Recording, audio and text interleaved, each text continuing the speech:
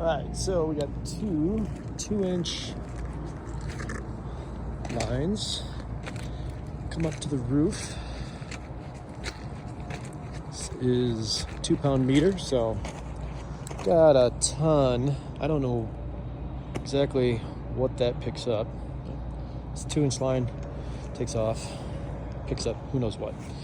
This one is what we're going to tap into, and it runs for approximately 80 feet on the roof.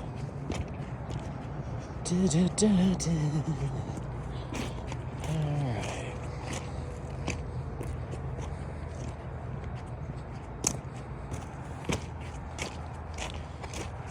Alright. So then we tee off here. So we got 2 by 2 by 1.5 inches. This 2-inch heads over, drops down, looks like it. So it tees off and they bush it down to like 1 inch. And then that 2-inch continues on to that far RTU over there. Looks like that's what all it picks up. Okay. A lot of these have abandoned equipment. There's a lot of abandoned equipment in there. As you can see, that heads in. We don't know what it picks up. This keeps heading over.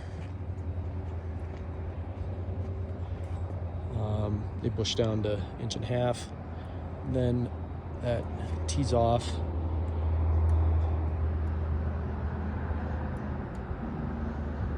Heads over to that RTU.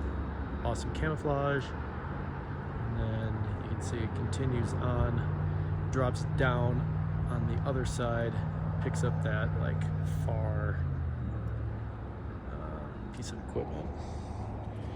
And again, there's a lot of equipment that's abandoned in this office. Not sure why, but this is more than oversized, more than adequate. So, yeah, we're probably going to tap in here, run along to drop down over here, drop along that wall. We've got some underground there, and then got another tap that we'll do on this 2-inch line. But yeah, I will confirm everything, but this is more than oversized.